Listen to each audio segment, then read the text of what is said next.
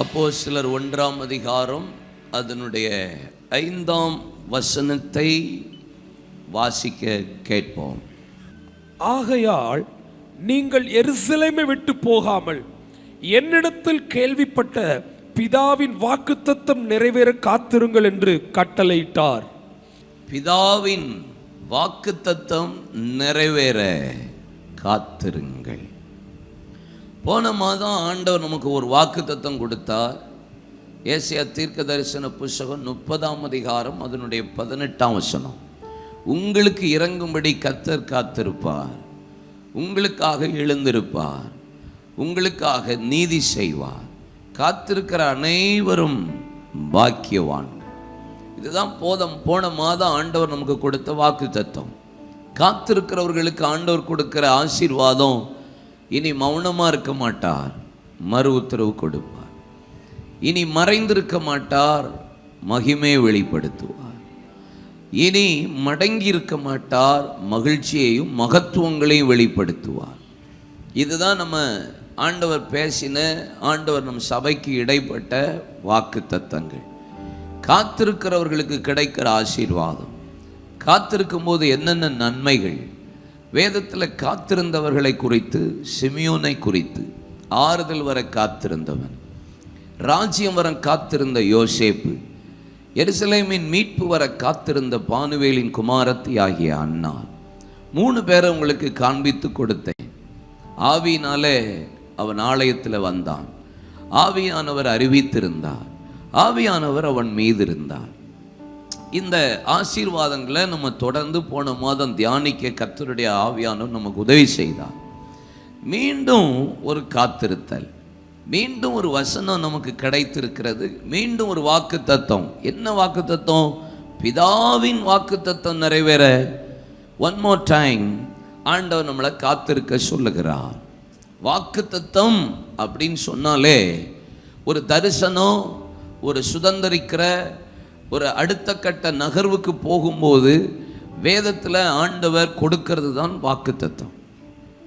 Abraham ஆண்டவர் அழைத்து, தேசத்தை, இனத்தை, தகப்பன் வீட்டை விட்டு நான் காண்பிக்கிற தேசத்துக்கு போ சொன்னபோது தான் உன்னை ஆசீர்வதிக்கவே ஆசீர்வதித்து, உன்னை பெருகவே பெருக பண்ணுவேன், உன்னை ஆசீர்வதிக்கிறவர்களை ஆசீர்வதிப்பேன், உன்னை சபிக்கிறவர்களை சபிப்பேன், என்னிலும் பெரியவர் ஒருவரும் இல்லை என்று என் பேரில் உனக்கு ஆணையிட்டு சொல்லுகிறேன், நிச்சயமாக உன்னை ஆசீர்வதிப்பேன். ஒரு வாக்கு தத்தம் கொடுக்கிறாருன்னா அவனை ஆண்டவர் மூவ் பண்ணுறாரு அடுத்த திட்டத்துக்கு, அடுத்த தரிசனத்துக்கு, அடுத்த ஊழியத்துக்கு. அப்போதான் வாக்கு தத்தத்தை தேவன் தருகிறார். ஆண்டவர் மோசைக்கு ஒரு வாக்கு தத்தம் கொடுக்கிறார், யோசுவாவுக்கு கர்த்தர் வாக்கு தத்தம் கொடுக்கிறார். நீ அடுத்த பொறுப்புக்கு வரப்போகிற, நான் உன் கூட இருப்பேன், பலன் கொண்டு திடமனதாக இரு, திகையாதே, கலங்காதே, நான் உன்னோடு கூட இருப்பேன்.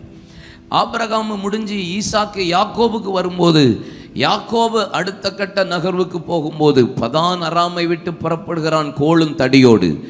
நீ உன் முற்பிதாக்கள் ஆபிரகாம் ஈசாக்கின் வாக்குத்தத்தம் பண்ணப்பட்ட தேசத்தை நீ சுதந்திரித்துக் கொள்ளுவாய். வாக்குத்தத்தம் சொல்றாரு, நான் உன்னை விட்டு விலக மாட்டேன், உன்னை கைவிட மாட்டேன், உன் கூட இருப்பேன் அப்படின்னு சொல்லி வாக்குத்தத்தம் கொடுக்கிறார். நீங்கள் வேதத்தில் எங்கே வாக்குத்தத்தத்தை தேடி நீங்கள் வாசித்தாலும் அந்த வாக்குத்தத்தம் கொடுக்கிறது எல்லாமே ஒரு பெரிய தரிசனத்தை நோக்கியோ, ஒரு பெரிய திட்டத்தை நோக்கியோ, ஒரு பெரிய ஆசீர்வாதத்தை நோக்கியோ, தேவன் அடுத்த கட்ட நகர்வுக்கு கொண்டு போகும்போது தான் இந்த வாக்குத்தத்தங்கள் எல்லாம் தேவன் தருகிறத நீங்கள் பார்க்க முடியும். 2 பேதுரு 1ஆம் அதிகாரம் அதனுடைய 4ஆம் வசனத்தில், நீங்கள் திவ்ய சுபாவத்திற்கு பங்கு உள்ளவர்கள் ஆகும்படி மகா மேன்மையும் அருமையுமான வாக்கு தத்தங்கள் உங்களுக்கு அருளப்பட்டிருக்கிறது. அப்போ ஏன் வாக்கு தத்தம் தர்றாராம்?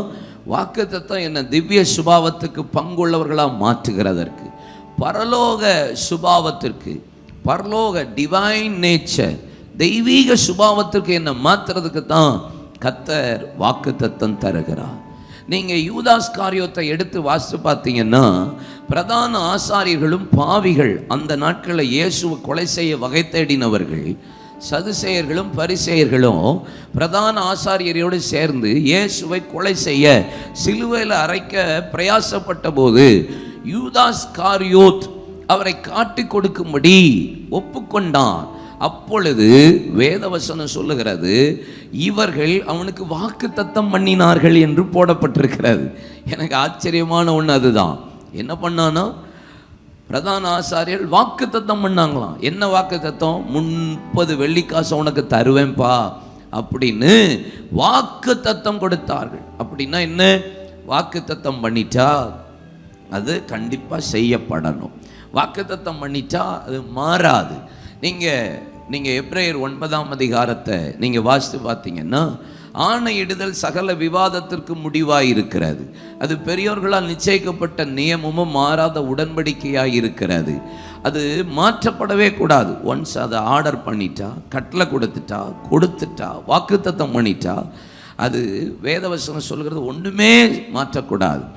ஆணையிட்டதில் தனக்கு நஷ்டம் நேரிட்டாலும் அப்படின்னு இருக்குல்ல, ஆணையிட்டதில் என்ன நஷ்டம் வந்தாலும் சரி சொன்னதை செஞ்சிடணும். நீதிமான் சொல் தவறாதவனா இருப்பான். வாக்குத்தத்தம் பண்ணிட்டா அதில் மாறவே கூடாது.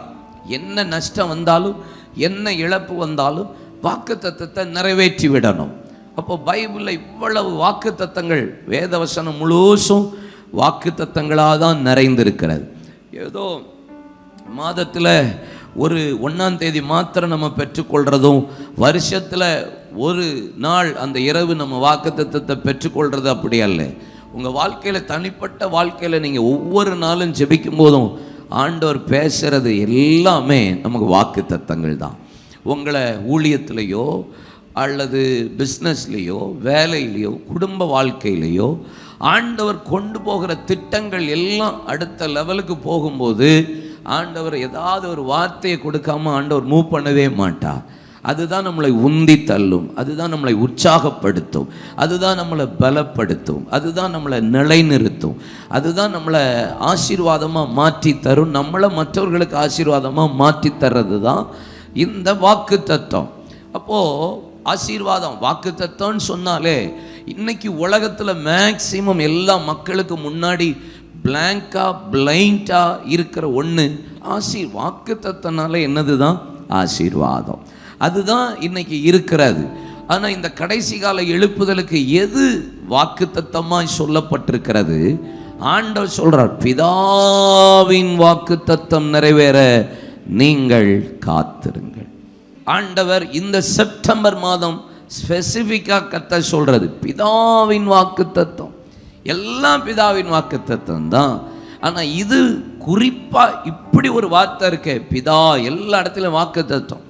ஆனால் ஆண்டவர் சொல்கிற வார்த்தை வாக்கு தத்தங்கள் ஒரு நாளும் பொய் சொல்லாது.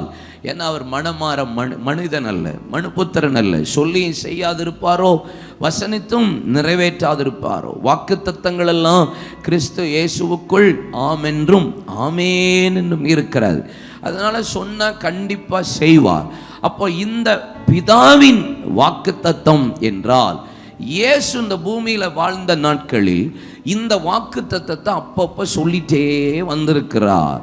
இந்த வாக்கு தத்தம் நிறைவேறத்தான் நீங்கள் காத்திருக்கணும். அதில் விசேஷமாக அவர் சொல்கிறார், என்னிடத்தில் கேள்விப்பட்ட. என்னது?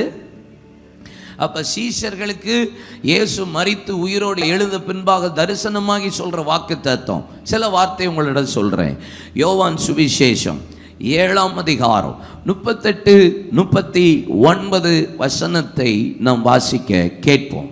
வேத வாக்கியம் சொல்லுகிறபடி, என்னிடத்தில் விசுவாசமா இருக்கிறவன் எவனோ அவன் உள்ளத்திலிருந்து ஜீவ தண்ணீர் உள்ள நதிகள் ஓடும் என்றார். தம்மை விசுவாசிக்கிறவர்கள் அடைய போகிற ஆவியை குறித்து இப்படி சொன்னார். இயேசு இன்னும் மகிமைப்படாதிருந்தபடியினால், இயேசு இன்னும் சிலுவையிலே அறையப்படாதிருந்தபடியினால், மகிமைப்படாதிருந்தபடினால்னா இன்னும் சிலுவையில் அவர் இன்னும் அறையப்படல, அதனால் பரிசுத்த ஆவி இன்னும் அருளப்படவில்லை. என்னிடத்துல கேள்விப்பட்ட. அப்போ அவர் சொல்லிட்டே, சீசர்களுக்கு சொல்லிட்டே வர்றது, இன்னும் பரிசுத்த ஆவி அருளப்படவில்லை. யோவான் 14ஆம் அதிகாரம் 16ஆம் வசனத்தையும் 26ஆம் வசனத்தையும் பாருங்க. நான் பிதாவை வேண்டிக் கொள்ளுவேன், அப்பொழுது என்றென்றைக்கும் உங்களுடனே கூட இருக்கும்படிக்கு சத்திய ஆவியாகிய வேறொரு தேற்றரவாளனை அவர் உங்களுக்கு தந்தார். சத்திய ஆவியாகிய வேறொரு தேற்றரவாளன் 26ஆம் வசனம் சொல்லுகிறது, என் நாமத்தினாலே பிதா அனுப்ப போகிற அந்த பரிசுத்த பரிசுத்த ஆவியாகிய ஆவியானவர் எப்படி தேற்றரவாளனே, இருப்பார்? தேற்றரவாளர். அவர் உங்களுக்கு போதித்து எல்லாவற்றையும் சொல்லிக் கொடுப்பார். நான் உங்களுக்கு சொன்ன எல்லாவற்றையும் உங்களுக்கு நினைப்பூட்டுவார். நான் என்னென்னலாம் பிரசங்கம் பண்ணேனோ, என்னென்னலாம் கட்டளை கொடுத்தேனோ, என்னென்னலாம் வார்த்தை கொடுத்தேனோ, என்னென்ன வாக்குத்தத்தெல்லாம் கொடுத்தேனோ, அதெல்லாம் யார் உங்களுக்கு நினைப்பூட்டுவார்? பரிசுத்த ஆவியானவர் உங்களுக்கு நினைப்பூட்டுவார். யோவான் 16ஆம் அதிகாரம் 7ஆம் வசனத்தை பாருங்க, 13ஆம் வசனத்தை பாருங்க, 15ஆம் வசனத்தை பார்ப்போம். நான் உங்களுக்கு உண்மையை சொல்லுகிறேன், நான் போகிறது உங்களுக்கு பிரோஜனமா இருக்கும். போனாதான் உங்களுக்கு நல்லதுப்பா. நான் போகாதிருந்தால் தேற்றரவாளன் உங்களிடத்தில் வரார். நான் மாம்சத்துல வெளிப்பட்ட நான் போகலைன்னா தேற்றரவாளராகிய பரிசுத்த ஆவியானவர் உங்களிடத்துல வரமாட்டா. நான் போவேனே ஆகில், நான் போகிறது தான் நான் உங்களுக்கு அவரை அனுப்ப முடியும். 13 சத்திய ஆவியாகி அவர் வரும்போது பரிசுத்த ஆவியானவர் செய்யற வேலை என்ன? சகல சத்தியத்திற்குள்ளும் உங்களை நடத்துவார். சகல சத்தியத்திற்குள்ளும் உங்களை நடத்துவார். அவர் தம்முடைய சுயமாய் பேசாமல் தாம் கேள்விப்பட்டவைகள் யாவையும் சொல்லி வரப்போகிற காரியங்களை உங்களுக்கு அறிவிப்பார். 15 பிதாவினுடையவைகள் யாவும் என்னுடையவைகள், அதனால் அவர் என்னுடையதில் எடுத்து உங்களுக்கு அறிவிப்பார் என்றேன். பரிசுத்த ஆவியை பற்றி அவர் எப்பெல்லாம் பாருங்க, உயிரோடு இருந்த நாட்கள் எல்லாம் என்கிட்ட கேள்விப்பட்டதுன்னு சொல்றாரு, எல்லாம் பேசுறார், ஒவ்வொன்றா சொல்லிட்டு வரார். லூக்கா 24:49 என் பிதா வாக்குத்தத்தம் பண்ணினதை, அண்டர்லைன், என் பிதா வாக்குத்தத்தம் பண்ணினதை இதோ நான் உங்களுக்கு அனுப்புகிறேன். என்ன வாக்குத்தத்தம்? நீங்களோ பரிசுத்த ஆவி, தேற்றரவாளர், சகல சத்தியத்தை குறித்து போதித்து நடத்துகிறவர், பாவத்தை குறித்து நீதியை குறித்து கண்டித்து உணர்த்துகிற அந்த பரிசுத்த ஆவியானவர் பிதாவினிடத்திலிருந்து கேள்விப்பட்ட எல்லாவற்றையும் என்னிடத்திலிருந்து எல்லாம் சொல்லுவார். அவர் சுயமா பேச மாட்டாரு. அவர் கேள்விப்பட்டது பிதாவினிடத்தில், பிதா சொல்லுகிறது என்னிடத்துல கேட்கறத தான் உங்களுக்கு சொல்லுவார். அவர் தான் அந்த வாக்குத்தத்தத்தை உங்களுக்கு அனுப்புவார். அந்த வாக்குத்தத்தம் பண்ணப்பட்டதை இதோ நான் உங்களுக்கு அனுப்புகிறேன். நீங்களோ உன்னதத்திலிருந்து வரும் பலனால் தரிப்பிக்கப்படும் வரைக்கு எருசலேம் நகரத்திலே இருங்கள் என்றார். நீங்க அப்போஸ்தலர் 1ஆம் அதிகாரம் 5ஆம் வசனத்துல வாசித்து பார்த்தா எப்படி போட்டிருக்கு? வாக்குத்தத்தம் நிறைவேற அப்போ எருசலேம் விட்டு போகாதீங்கன்னு கட்டளையா சொல்றாரு. லூக்கால சொல்லும் போது காத்திருங்கள்னு சொல்லிட்டு எருசலேமில் இருங்கள் இன்ஃபர்மேஷனாக சொல்கிறாரு. ஆனால் அப்போஸ்தல நடவடிக்கைகளில் இதே லூக்கா திரும்பி எழுதும்போது சொல்கிறாரு, எருசலேமை விட்டு போகாதீங்க, காத்திருங்க, வெயிட் பண்ணு, கட்டளையாவே சொல்கிறார். அப்போ இந்த பரிசுத்த ஆவி எவ்வளவு இம்பார்ட்டன்ட் சபைக்கு. இந்த பரிசுத்த ஆவியானவர் ஒரு குடும்பத்துக்கு எவ்வளவு முக்கியம், ஒரு ஊழியத்துக்கு எவ்வளவு முக்கியம். இயேசு தம்முடைய ஊழிய நாட்கள் முழுவதும் அவர் பரிசுத்த ஆவியை பற்றியே பேசுகிறாரு, கேள்விப்பட்டதெல்லாம் சொல்கிறாரு. இந்த ஆவியானவர் எவ்வளவு இம்பார்ட்டன்ட், அதைத்தான் நான் உங்களோட பேச போகிறேன். அதனுடைய ஆசீர்வாதத்தை உங்களோட பேச போகிறேன். இன்னைக்கு பல பேர் சர்ச்சுக்கு வர்றோம், போகிறோம். ஆவி இல்லாமல், பரிசுத்த ஆவி பெறாமல் நீங்கள் பரலோக ராஜ்யம் போக முடியாது. கரெக்டா? போகவே முடியாது. நீங்கள் மத்தேயு 7ஆம் அதிகாரத்தில் நீங்கள் வாசித்து பார்த்தீங்கன்னா பிள்ளைகள் பிதாக்களை குறித்து ஆண்டவர் சொல்கிறாரு, நல்ல தகப்பன் தன் பிள்ளைகளுக்கு நல்ல ஈவுகளை கொடுப்பார். ஆமாம், அப்பத்தை கேட்டால் யாராவது மீனை கேட்டால் யாராவது பாம்பை, பொல்லாதவர்களாகிய நீங்களே உங்கள் பிள்ளைகளுக்கு நல்ல ஈவுகளை கொடுக்க அறிந்திருக்கும் போது பரமபிதாவானவர் நீங்கள் பரிசுத்த ஆவியை கேட்டா உங்களுக்கு அவர் கொடுக்காம இருப்பாரா?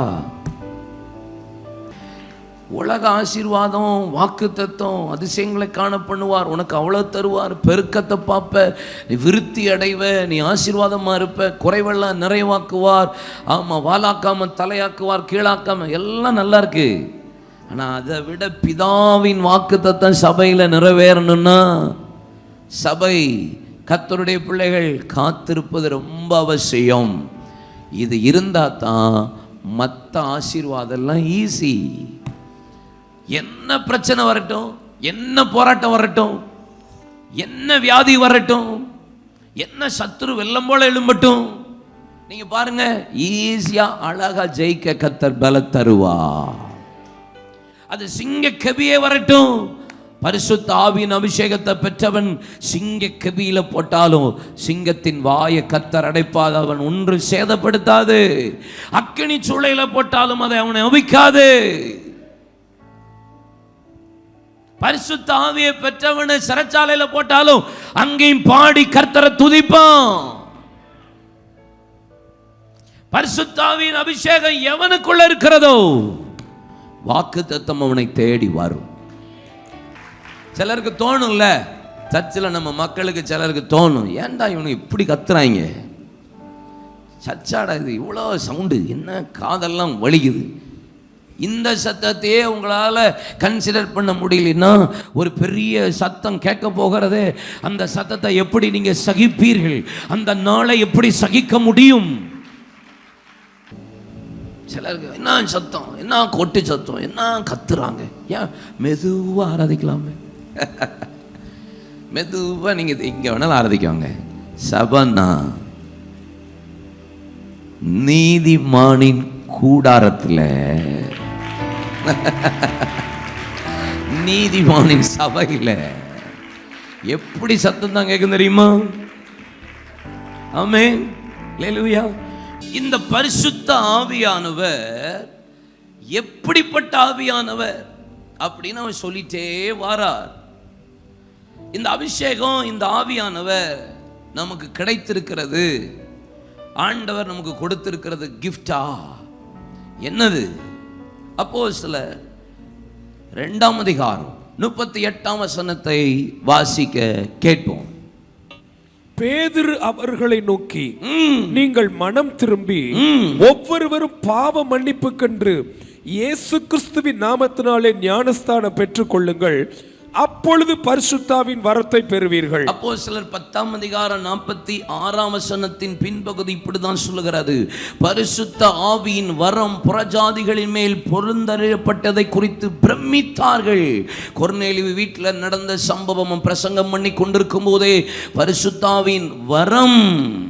அப்போஸ்தலர் 11ஆம் அதிகாரம் 17ஆம் வசனத்தை நீங்கள் வாசித்து பாருங்கள். வேத வசனம் இப்படி சொல்லுகிறது, அந்த வரத்தையே அனுக்கிரகம் பண்ணி இருக்கும் போது தேவனை தடுக்கிறதற்கு நாங்கள் எம்மாத்திரம்? பரிசுத்த ஆவி என்பது ஒரு வரம், ஆண்டவன் நமக்கு கொடுக்கிற ஒரு பெரிய ஈவு. ரட்சிப்பு எப்படி எபேசியர் 2:5-9 வசனம் சொல்லுகிறது, விசுவாசத்தை கொண்டு கிருபையினால் இரட்சிக்கப்பட்டீர்கள், இது உங்களால் உண்டானதல்ல, தேவனுடைய ஈவு, பெருமை பாராட்ட இது கிரியினால் உண்டாகாதபடி கிருபையினாலே உண்டாயிருக்கிறதோ. அதே போல பரிசுத்த ஆவி என்பது கர்த்தர் நமக்கு கொடுக்கிற பெரிய ஈவு. ஈவு பரிசுத்தத்தின் ஆவியானவர், பரிசுத்தமான ஆவியானவர் நமக்கெல்லாம் கொடுக்கணும்னு என்ன இருக்கு சொல்லுங்க?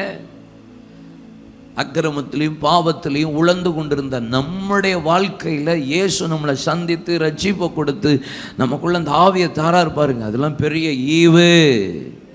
யோவான் 1:33 பாருங்கள். நானும் இவரை அறியாதிருந்தேன். யோவான் ஸ்நானகன் சொல்றாரு, நானும் இவர் அறியாதிருந்தேன், ஆனாலும் ஜலத்தினால் ஞானஸ்தானம் கொடுக்கும்படி என்னை அனுப்பினவர். ஜலத்தினால் ஞானஸ்தானம் கொடுக்கும்படி என்னை அனுப்பினா, ஆவியானவர் இறங்கி யார் மேல் தங்குவதை நீ காண்பாயோ அவரே பரிசுத்தாவினால் ஞானஸ்தானம் கொடுக்கிறவர் என்று எனக்கு சொல்லி இருந்தார். பரிசுத்தாவினால் 1 கொரிந்தியர் 12ஆம் அதிகாரம் 13ஆம் வசனத்தை நீங்க வாசித்து பாருங்க. ஆவியினாலே ஒரே சரீரத்துக்குள்ளாகி ஞானஸ்தானம் பண்ணப்பட்டு எல்லாரும் ஒரே ஆவிக்குள்ளாகவே தாகம் தீர்க்கப்பட்டோம். ஞானஸ்தானம் எப்படி ஒரு மனுஷனை உச்சந்தலையிலிருந்து உள்ளங்கால் வரை தண்ணீனால மூழ்கி இருக்கிறதோ, பாவத்துக்கு மரித்து நீதிக்கு பிழைக்க ஆண்டவர் நமக்கு கிருபை செய்கிறாரோ, அதே போல பரிசுத்த ஆவி என்கிற ஞானஸ்தானமோ உச்சந்தலையிலிருந்து உள்ளங்கால் வரை நம் சரீரத்தை, ஆவி ஆத்துமாவை ஆட்கொள்ளுகிறதா இருக்கிறது.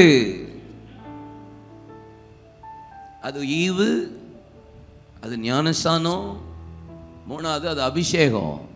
அப்போஸ்தலர் 10ஆம் அதிகாரம் 38ஆம் வசனம் பாருங்க.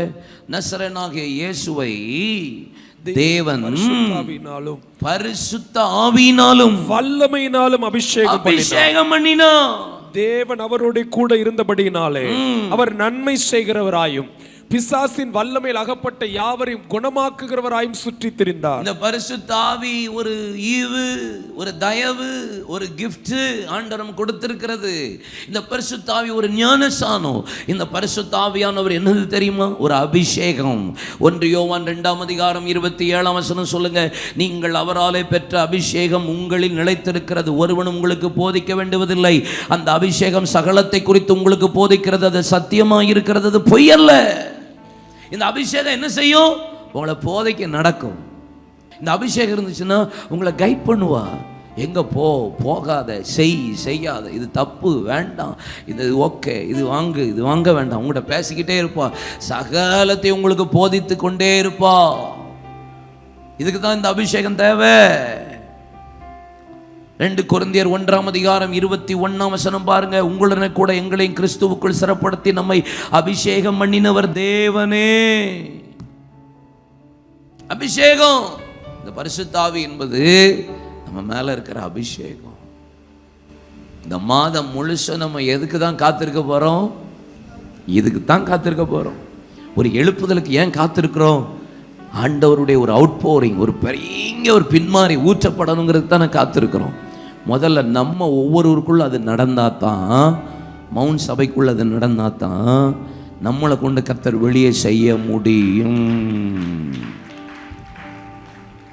அப்போ இதுதான் பரிசுத்த ஆவி.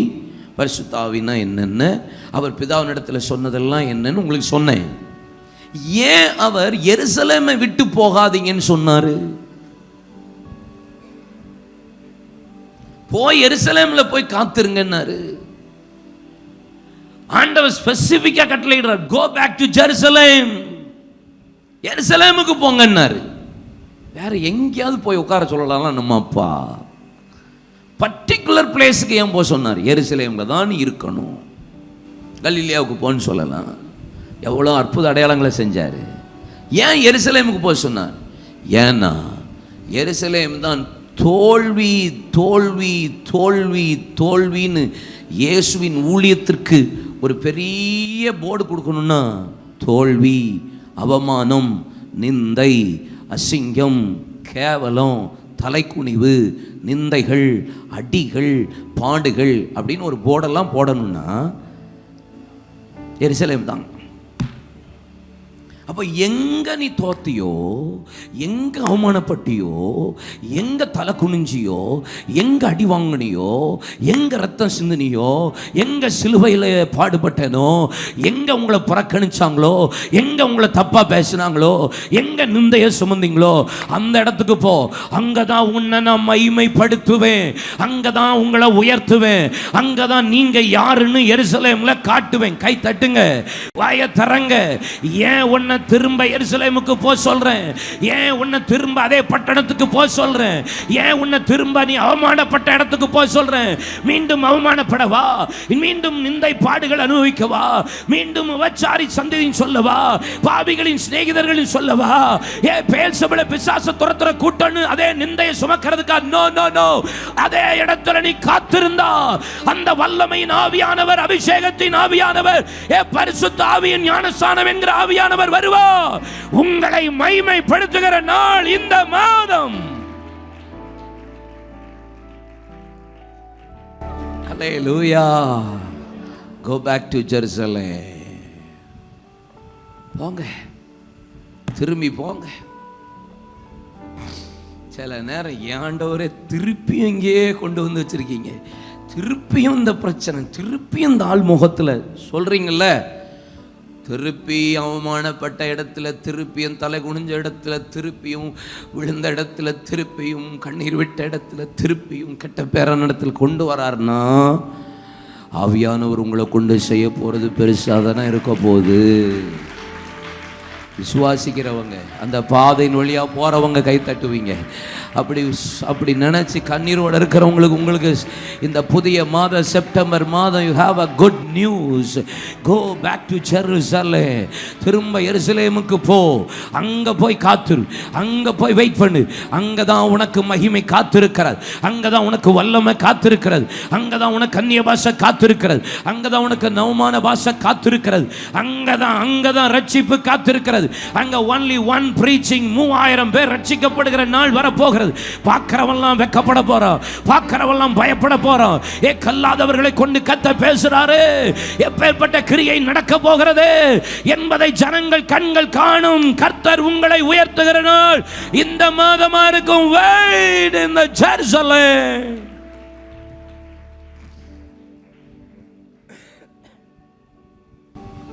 ரெண்டாவது சொல்றாரு, எருசலேமுக்கு போ, விட்டு போகாத. சொல்லுங்க, விட்டு போகாத. பக்கத்தில் கை பிடிச்சி விட்டுட்டு போயிடாத. என்ன செய்யாத? விட்டு போகக்கூடாது. எதை செய்யக்கூடாது? விட்டுட்டு போயிடக்கூடாது. ஏதாவது ஒரு 2 நாள் காத்துரு, 3 நாள் காத்துரு, 5 நாள் காத்துரு, 21 நாள் காத்துரு, 10 நாள் காத்துரு அப்படின்னு எங்கேயாவது இருக்கா? ஏதாவது டைம் பீரியட் சொல்லியிருக்கிறாரா? No time period. அங்கே பைபிளில் நீங்கள் எங்கேயும் பாருங்கள் இவ்வளோ நாள் காத்து இல்லை, ஒன்றுமே சொல்லலை. நமக்கு டைம் பீரியட் சொல்லிட்டேன்னு வச்சுக்கோங்களேன், நம்மளை கையில் பிடிக்க முடியாது. நமக்கு டைம்லாம் சொல்லிட்டோன்னு வச்சுக்கோங்களேன், நம்மளை கையிலேயே பிடிக்க முடியாது. வரும் பாரு, இன்னும் 2 நாள் தானே, ஏன் பாரு பாரு பாரு பாரு பாரு பார்த்துலுமா, 3 நாள் தான் வந்துடுவார். இந்த கெத்தில் தான் அலைவோம். அதுக்கு தான் நம்ம ஆண்டவர் எதுக்கு சில நேரம் அற்புதம் செய்கிறத சொல்கிறதே இல்லை, ஏன் விடுதலை கொடுக்கறத சொல்லவே இல்லை. ஸ்ரீயே, உனக்கும் எனக்கும் என்ன, மை டைம், ஏன் நேரம் இன்னும் வரவே இல்லை. எனக்கு எப்போ செய்யணும், எப்படி செய்யணும், என்ன நேரத்தில் செய்யணும், யாருக்கு செய்யணும், எந்த நேரத்தில் எந்த டைமில் செய்யணும்னு அவருக்கு தெரியும். நமக்கு நேரம், காலம், டைமு இதெல்லாம் சொல்லிட்டோம்னா நம்மளை கையில் பிடிக்க முடியாது. தலை கெத்தில் அலைவோம், தலை கணத்தில் அலைவோம், வெயிட் ஆயிரும் மண்டை. ஆமாம், அதனாலேயே நல்ல நேரம் நமக்கு ஆண்டவர் சொல்லாமல் இருக்கிறதே நல்லது. பக்கத்தில் பார்த்து சொல்லுங்க, சொல்லாமல் இருக்கிறது தான் நல்லது. ஆண்டவர் சொல்கிறாரு, என்னை விட்டு போகாத. டைமே சொல்லலை, டைம் பீரியடே கற்று சொல்லலை. சொன்னால் சரி வராதுன்னு அவருக்கு தெரியும். ஆனால் என்ன சொல்றாரு? போகக்கூடாது, எருசலேமை விட்டு போகக்கூடாதுன்றார். ஆதியாகமம் 32ஆம் அதிகாரத்தில் சொல்கிறாரு, என்னை ஆசீர்வதித்தால் ஒழிய நான் உம்மை 32:26 போகவே விட மாட்டேன், விடவே மாட்டாண்டவர். 2 ராஜாக்கள் 2ஆம் அதிகாரம் 2ஆம் வசனம் பாருங்க, 4ஆம் வசனம் பாருங்க, 6ஆம் வசனம் பாருங்க. எலியாவை கர்த்தர் பரலோகத்துக்கு எடுத்துக்கொள்ள போகிற நேரம் வந்தபோது எலிசா பின்னாடியே வராரு. நான் கில்காலுக்கு போகிறேன், உம்மை விடுவது இல்லை. நான் பெத்தேலுக்கு போகிறேன், உம்மை விடுவதில்லை. நான் எரிகோவுக்கு போகிறேன், உம்மை விடுவதில்லை. நான் யோர்தானுக்கு போகிறேன், உம்மை விடுற மாதிரி ஐடியாவே இல்லை. விடுற மாதிரிலாம் ஐடியா இல்லை. பெற்றுக்கொள்கிற வரைக்கும் காத்திருக்கணும், பெற்றுக்கொள்கிற வரைக்கும் காத்திருக்கணும். இடையில தீர்க்கதரிசி புத்தர்கள் வந்து உம்முடைய எஜமானை பரலோகத்துக்கு கர்த்தர் எடுத்துக்கொள்ள போகிறார் என்று சொன்ன போதும் எலிசா சொன்னது, எனக்கு தெரியும், நீங்கள் சும்மா இருங்கள். சில கூட்டத்துக்கு தெரியும் மேலே போறாரு அப்படின்னு தெரியும், தெரிஞ்சும் தொடராத கூட்டம் இருக்கு.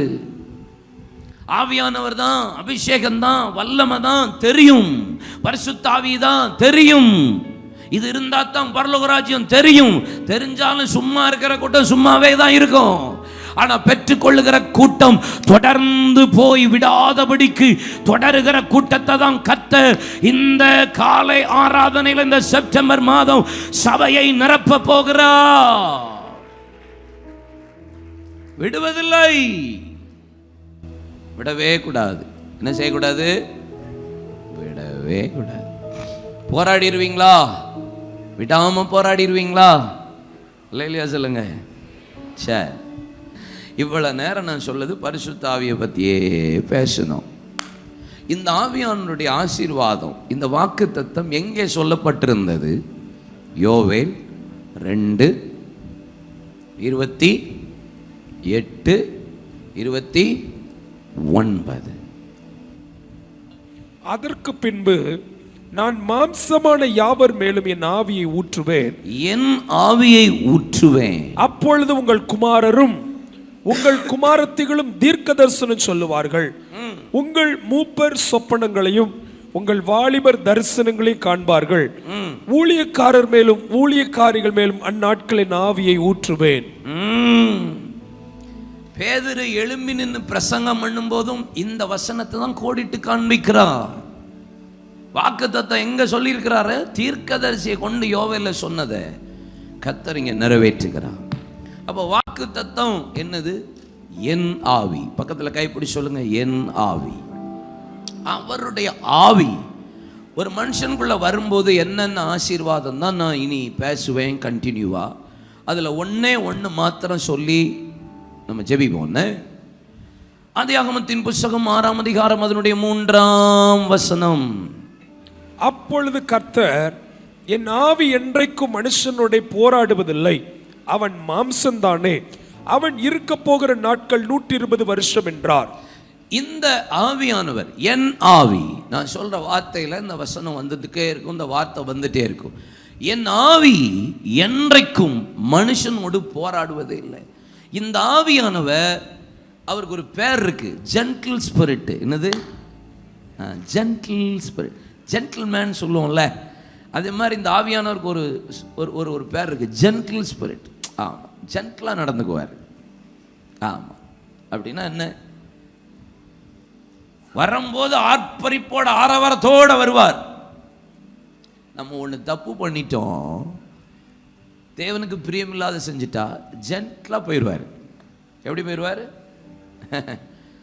அப்பையும் உள்ள இருக்கிறாருன்னு நினைச்சிட்டே இருக்கீங்க பாருங்க. சிம்சோனை போல சில பேர் என்ன செஞ்சாலும் உள்ள இருக்கிறாரு, நான் என்ன தப்பு பண்ணாலும் உள்ள இருக்கிறாரு, என்ன பார்த்தாலும் உள்ள இருக்கிறாரு. இல்லை, ஜென்ட்லா நைஸாக போயிடுவார். ஆனால் பேய் ஜென்ட்லா உள்ள வருவான், போகும்போது கலகம் பண்ணிட்டு போயிடுவான், வஸ்திரத்தை உறிஞ்சிட்டு போயிடுவான், நிர்வாணமாக்கிட்டு போயிடுவான், கேவலப்படுத்திட்டு போயிடுவான்.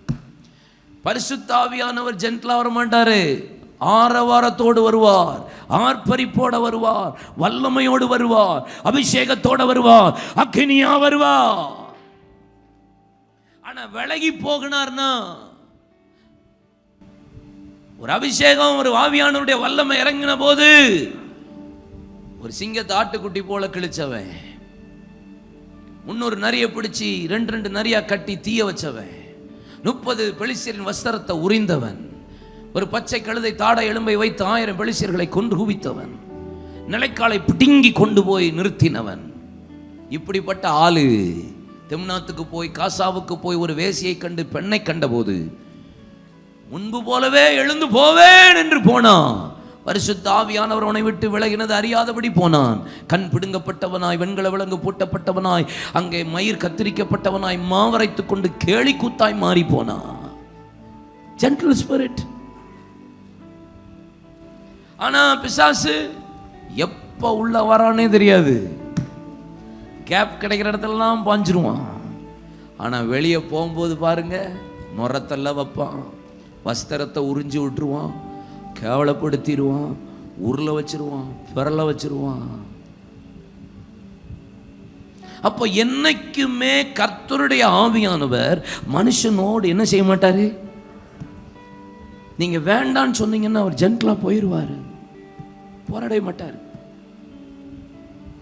ஒரு தடவை 2 தடவை சொல்லி போவாரு, கேட்குற வரைக்கும். பிள்ளை என்கிட்ட சொல்றாரு, பாலாக்கு கூப்பிடுறான், கூலிக்காக, பொருளுக்காக, கணத்துக்காக, நீ வா ஜனங்களை சபின்னு. இஸ்ரவேல் ஜனங்கள் வந்திருக்காங்க, சபிச்சிருன்றாரு. என்னாகும் 22:12 பாருங்க. Numbers chapter 22 verse 12. கூப்பிடுறான் பிள்ளையாம், நான் ஆண்டவர்கிட்ட விசாரிச்சுட்டு வரேன். ஆண்டவர் சொன்ன வார்த்தை என்ன? ஃபர்ஸ்ட் டைம் ஆண்டவர் சொன்ன வார்த்தை என்ன? தேவன் பிழையாமை நோக்கி நீ அவர்களோட போக வேண்டாம். ஃபர்ஸ்ட் அட்டெம்ப்ட், ஃபர்ஸ்ட் விசாரிக்கும் போது ஃபர்ஸ்ட் அட்டெம்ப்ட், நீ அவர்களோடு போக வேண்டாம். அந்த ஜனங்களை சபிக்கவும் வேண்டாம், அவர்கள் ஆசீர்வதிக்கப்பட்டவர்கள் என்றா அழகா சொல்லி கொடுக்கிறாரா இல்லையா? போக நம்மால என்ன செஞ்சிருக்கணும்? ஆனா அடுத்த வசனம் பாருங்க, பீழையாம் காலமே எழுந்து பாலாக்கின் பிரபுக்களை நோக்கி, நீங்கள் உங்கள் தேசத்துக்கு போய்விடுங்கள், நான் உங்களுடைய கூட வருகிறதற்கு கர்த்தர் எனக்கு உத்தரவு கொடுக்க மாட்டோம் என்கிறார் என்று சொன்னார். நல்லபடிதான் ரெஸ்பான்ஸ் பண்ணான், நல்லபடிதான் ரிப்ளை பண்ணான். ஆனா பிசாசு அடுத்த கட்ட நடவடிக்கை, எப்பா நான் உன்னை மிகவும் கனம் பண்ணுவேன், உனக்கு பொருளை தருவேன், அதை தருவேன், நீ எனக்கு வீடு முழுதும் ஆஸ்தியை கொடுத்தாலும் வேணா, நான் இன்னைக்கு ஒரு நாள் நைட்டு விசாரிக்க போறேன். கர்த்தர் போக சொல்றாரு. ரெண்டாவது அட்டெம்ப்ட். இங்கே வருங்க, திருப்பி பிசாசு நமக்கு எப்பயும் வலையை விரிச்சுக்கிட்டே தான் இருப்பான், எப்பயும் தூண்டில் போட்டுக்கிட்டே தான் இருப்பான். எப்போ நீங்கள் விழுவீங்க, எப்போ நீங்கள் சிக்குவீங்க, எப்போ கண்ணியில் மாட்டுவீங்கன்னு. இங்கே பாருங்க, பரலோக ராஜ்யம் போகிற வரைக்கும் தேவன் பிள்ளைகளோடு மனுஷனோடு இந்த பிசாசு போராடிக்கிட்டே தான் இருப்பான். கேப் கிடைக்குதா, வழி இருக்குதா அப்படின்னு பார்த்துக்கிட்டே இருப்பான். நீங்கள் தான் சிக்கக்கூடாது. பிழையாம்கிட்ட திரும்பவும் வந்தபோது அவன் விசாரிக்கிறன்றாரு. ஆண்டவர் சொல்றாரு, தடவையே போக வேண்டாம்னு சொன்னார். அப்பயே வாயை பொத்திட்டு சும்மா இருக்கலாம். ரெண்டாவது தடவை நீங்கள் பாருங்கள், கழுதை வந்து சோரோட வச்சவனை இணைச்சு அடிச்சு நொறுக்குது. அப்பையும் கழுதையத்தான் அடித்தானே, கழுதை பேசுறது கூட உணர்வு இல்லாமல் அவன் புறப்பட்டு போனான். இங்கே பாருங்கள், கர்த்தருடைய ஆவி மனுஷனோடு தொடர்ந்து போராடுது. அதுதான் பரிசுத்த ஆவியானவர். என்ன தடுத்திருக்கலாம்ல பிரதர்? சில ஆள் கேட்பாங்க, தப்பு பண்ண போனால என்ன தடுத்திருக்கலாம்ல. பேய தடுக்க மாட்டாரு. எத்தனையோ முறை சொல்லி பார்த்துட்டார்ல, எத்தனையோ முறை உணர்த்தி பார்த்துட்டார்ல, எத்தனையோ முறை உங்ககிட்ட பேசினாரா இல்லையா டைரக்டா, எத்தனையோ முறை பிரசங்கத்தில் சொன்னாரா இல்லையா, எத்தனையோ முறை ஜெபத்தில் பேசினாரா இல்லையா, எத்தனையோ முறை பைபிளை வாசிக்கும் போது கர்த்தர் உங்களோட பேசினார் இல்லையா. ஆனா அதற்கு டைம் லிமிட் இருக்கு. அதுக்கு மேல தேவன் போராட மாட்டா. என்ன, கர்த்தருடைய ஆவி மனுஷனோடு போராடுவதில்லை. Gentle spirit. ஏன்னா தப்பு பண்ணும்போது தடுக்கலாம்ல, தப்பு பண்ணா தடுக்க மாட்டார். ஒரு தடவை சொல்லுவார், உணர்த்துவார், ஒரு தடவை பேசுவார், ஒரு இன்ஸ்ட்ரக்ஷன் பண்ணுவார். முடிஞ்சா ரெண்டாவது தடவை உங்களை நேசிக்கிறதுனால சில தடையை உண்டு வக்க பண்ணுவார். பிழையாமுக்கு சொன்ன அதே ஆண்டவர் அங்க ஆதாம் ஏவாளுக்கு ஆண்டவர் இன்ஸ்ட்ரக்ஷன் கொடுத்த போது, நன்மை தீமை அறிய கனியை புசிக்கிற நாள் நீ சாகவே சாவா. அவர் புசிக்க கூடாதுன்னு சொல்லியிருக்கிறார்ல அப்படின்னு திருப்பி ரிப்ளை பண்ணுறாள்ல ஏவாள். ஊசி, நீ தேவர்களை போல மாறுவ, கண்ணு திறக்கப்படும், நீ சூப்பராயிருவ, சாவே சாவதில்லை. பிசாசு நயமா காமிச்சு தான் உங்களை அப்படியே மெதுவா இழுப்பான். ஆனால் ஆவியானவர் தெரியுமா, உங்களை விட்டுருவார். நீங்கள் அதுக்கு செவி கொடுக்க ஆரம்பிச்சிட்டிங்கன்னா ஜென்ட்லாக அவர் விலகிடுவார். மனுஷனோடு போராடுவது இல்லை. புரிஞ்சுக்கிட்டீங்களா? ஒரு தடவை பேசுவார், ரெண்டு தடவை பேசுவார். அடிக்கடி கடிந்து கொள்ளப்பட்டு தன் பிடரியை கடினப்படுத்துகிறவன் சகாயமின்றி சடுதியிலே நாசமாயிருவான்.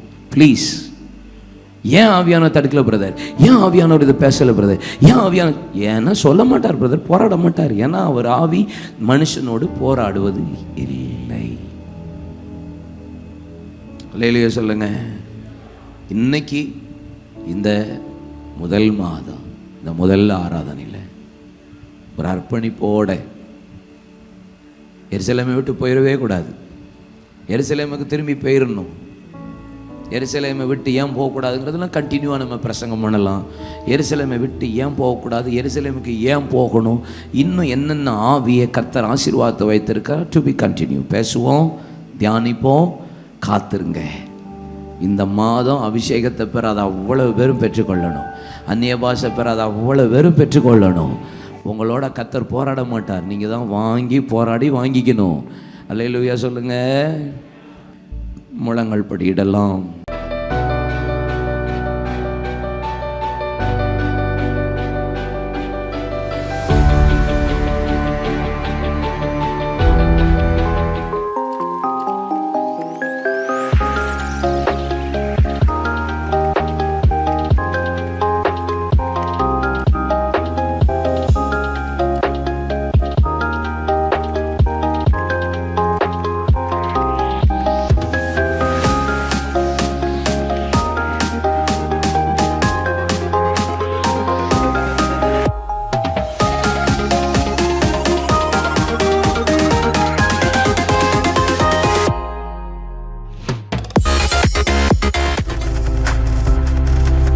நீங்கள் பார்த்து கொண்டிருப்பது உங்கள் ஜாய் டிவி. உங்கள் துக்கம் சந்தோஷமாய் மாறும்.